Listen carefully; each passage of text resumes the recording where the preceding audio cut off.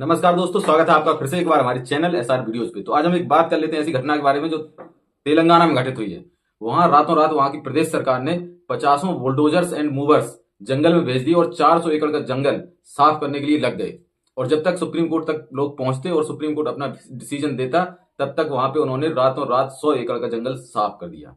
प्रकृति में आ रहे परिवर्तन की ये एक मेन वजह है कि हम प्रकृति के साथ खिलवाड़ करते हैं, इसीलिए आए दिन टेम्परेचर बढ़ता जाता है। पहले 45 डिग्री सेंटीग्रेड तक टेम्परेचर पहुंचने में बहुत टाइम लगता था और वो हमारे लिए असहनीय होता था।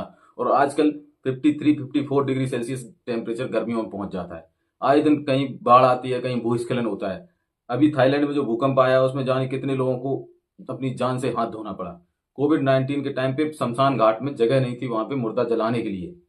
इसी तरह से जब सुनामी आई थी तो उसने वहां पे तट के आसपास जितने भी सिटीज थे उनको सबको धुल दिया था। इसके बावजूद भी हम कुछ नहीं सीखते हैं और आए दिन प्रकृति के साथ खिलवाड़ करना जारी रखते हैं। लेकिन जब प्रकृति हमारे साथ खिलवाड़ करती है तो हम रोने लगते हैं। और वहां की सरकार ने यह एकदम प्लानिंग के तहत किया। उन्होंने इस हिसाब से दिन चुना कि अगले 2 दिन तक छुट्टी थी, तो लोगों को जब तक लोग एक्टिवेट होंगे, सुप्रीम कोर्ट तक पहुंचेंगे, तब तक वो अपने मिशन में कामयाब हो जाएंगे। लेकिन धन्य वहां के स्टूडेंट्स हैदराबाद यूनिवर्सिटी के, जिन्होंने भरसक प्रयत्न किया और पूरा एक साथ इकट्ठे हुए लोगों को जगाया और जाके वहां पे प्रोटेस्ट किया, पुलिस की लाठियां खाई।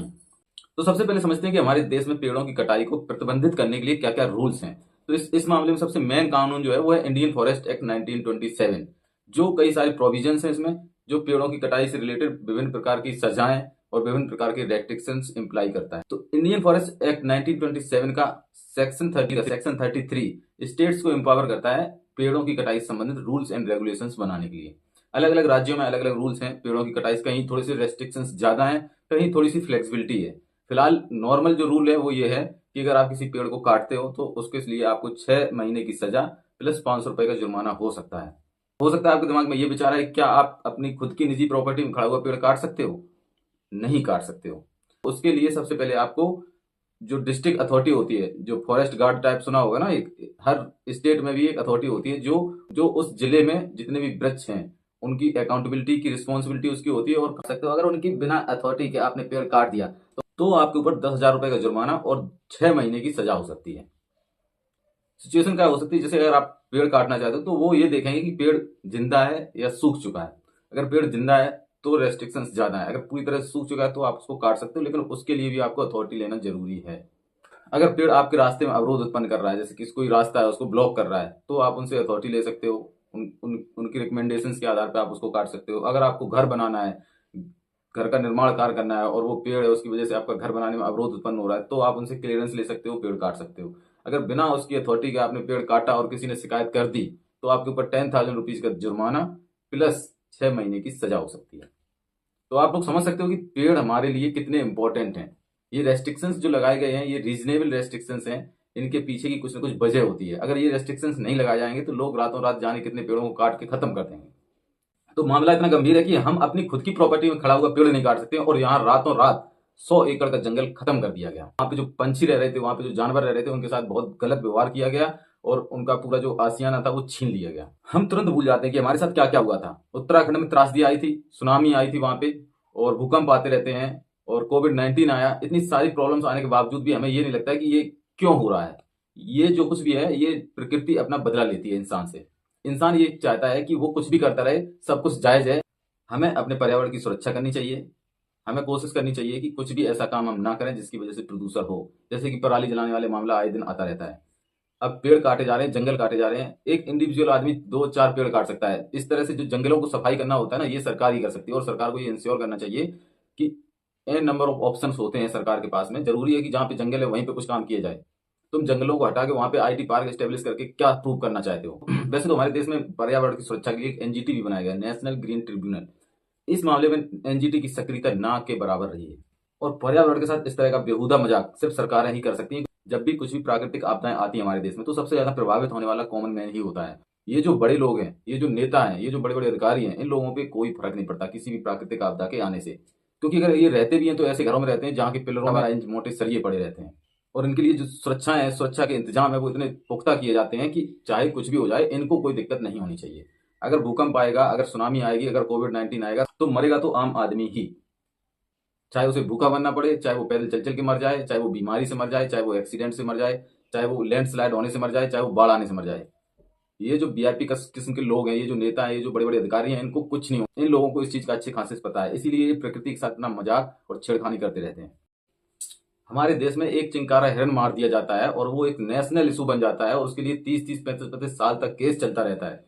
इससे ये पता चलता है कि हमारे देश में जो वाइल्ड लाइफ जो है उसको कितनी इंपॉर्टेंस दी जाती है, मतलब उसका बहुत ज्यादा महत्व है हमारे देश में। और वहीं दूसरी तरफ रातों रात 100 एकड़ के जंगल को ध्वस्त कर दिया जाता है, जाने कितने जानवरों को बेघर कर दिया जाता है और हमारे देश में कुछ नहीं होता है। हमारे देश में इंटरनेशनल फ्लाइट से चीते मंगाए जाते हैं नामीबिया से और उसको एक इंटरनेशनल न्यूज बनाया जाता है और उसका पॉलिटिकल क्रेडिट लिया जाता है, चुनावों में उसका फायदा लिया जाता है और ये दिखाने की कोशिश की जाती है कि हमारे देश के जो शीर्ष नेतृत्व हैं वो जंगली जानवरों की सुरक्षा के लिए और उनको हमारे देश में बसाने के लिए कितने ज्यादा जागरूक हैं और कितने ज्यादा सीरियस हैं। तो कहने का मतलब ये है कि वो वाइल्ड लाइफ के लिए बहुत ज्यादा पजेसिव है, ऐसा दिखाने की कोशिश की जाती है। और वहीं दूसरी तरफ 100 एकड़ का जंगल रातों रात ढा दिया जाता है और हमारे शीर्ष नेतृत्व के मुंह से एक स्टेटमेंट तक नहीं निकलता है।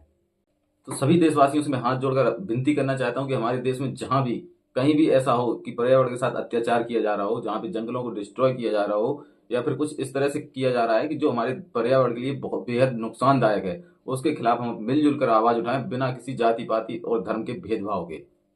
और जब तक हम लोग जागरूक नहीं होंगे, इस ऐसी चीजों के खिलाफ आवाज नहीं उठाएंगे, तब तक ये चीजें रुकने वाली नहीं है।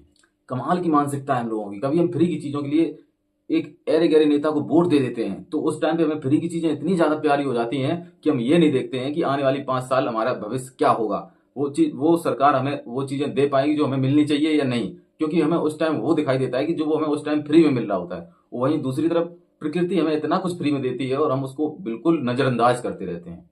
सोचो अगर पेड़ ना हो और पृथ्वी पे ऑक्सीजन ना हो तो जीवन ही संभव नहीं है पृथ्वी पे, लेकिन हमें उसकी कोई वैल्यू नहीं है। अभी समय है, समय रहते जाग जाओ, नहीं तो जैसे दिल्ली की हवा में जहर घुला हुआ है वैसे इस पूरे देश की हवा में जहर घुल जाएगा और आने वाले टाइम पर हमें उत्तराखंड जैसी त्रासदी और कोविड-19 जैसी खतरनाक प्राकृतिक आपदाएं झेलने के लिए तैयार रहना पड़ेगा।